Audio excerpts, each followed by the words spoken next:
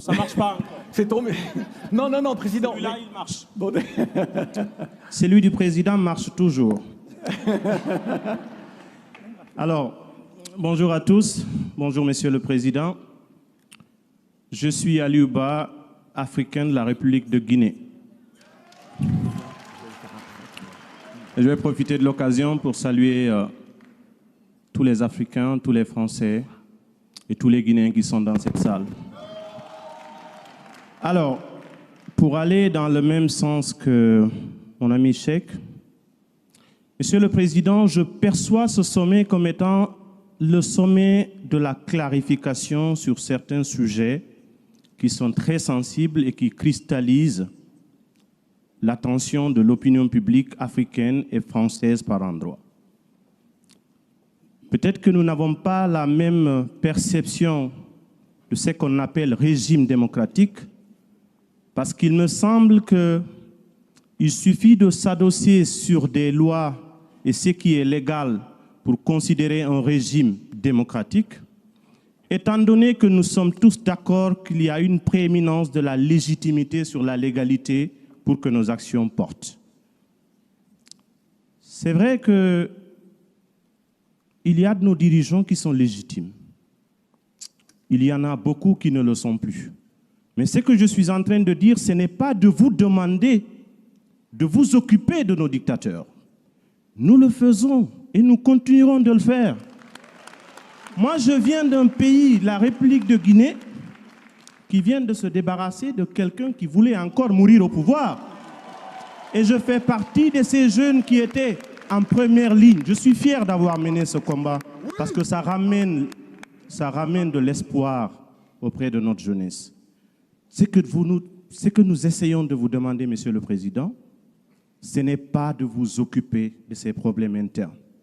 C'est plutôt en tant que partenaire de refuser de collaborer et de considérer comme étant un interlocuteur quelqu'un qui utilise des voies, des manières subversives, les tripatouillages constitutionnels pour rester au pouvoir.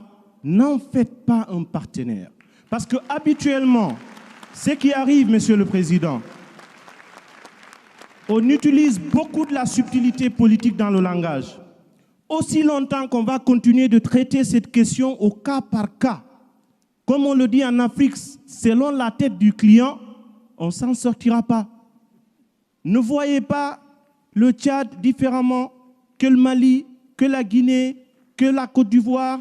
Sur cette question-là, traitons-la de façon transversale. Autant vous vous êtes prononcé sur les questions de droits de l'homme, il y a des valeurs que nous avons en partage, les valeurs universelles. Le droit à l'alternance, c'est quelque chose qui représente ce qu'on appelle l'oxygène de la démocratie. Peut-être que ça ne se réduit pas à une histoire de nombre de mandats. Vous allez peut-être dire que nous sommes, bien entendu, disposés à pouvoir gérer nos lois, définir le nombre de mandats. Nous sommes d'accord de tout ça. Mais encore une fois, je le réitère, il n'y a pas d'amalgame dans notre démarche.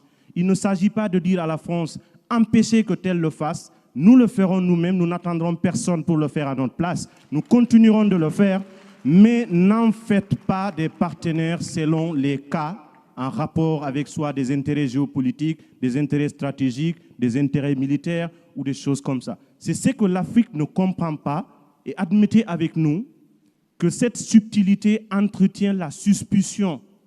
Et ce que nous voulons rebâtir à partir d'aujourd'hui, Monsieur le Président, la confiance mutuelle, elle est fondamentale.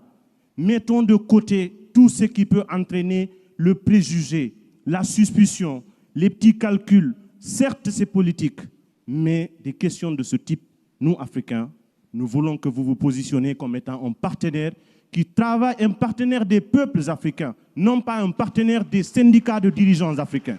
Voilà ce que nous avons voulu exprimer et je viens en appui avec ce que Cheikh va dire.